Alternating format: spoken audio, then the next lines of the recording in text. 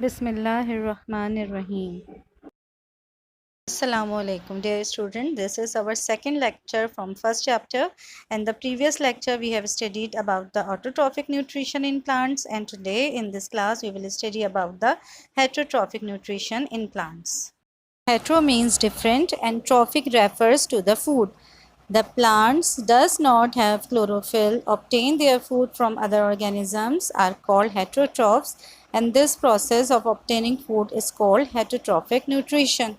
Keep in your mind that all the heterotrophs depend directly or indirectly on the autotrophic organisms for their food and energy requirement. According to the mode of nutrition, heterotrophic plants can be classified into the following types.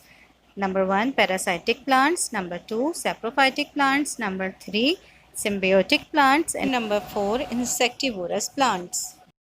Parasitic plants are the plants that get their food from other green plant that is called as the host. Actually, parasitic plants suck up all the sap, means all the nutrients from the host body, and utilize for its growth.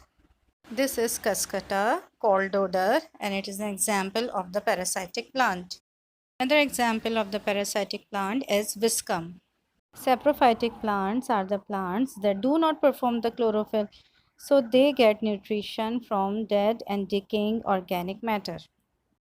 Yeast is an example of saprophytic plant. The other example is Agaricus. Symbiotic plants are certain plants that grow on other plants and share their food material.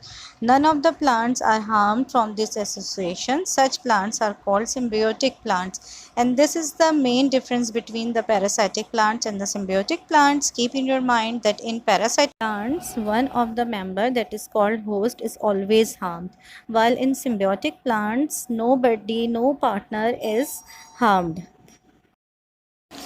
And this is the best example of the symbiotic plants, lichen, an association between the algae and fungi.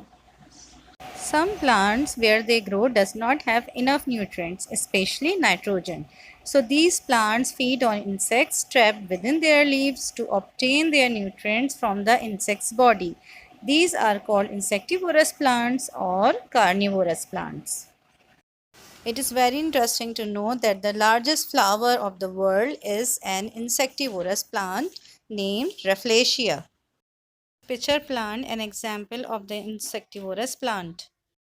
This is the end of our first chapter. I delivered you the basic concepts. For more description, kindly read the chapter thoroughly.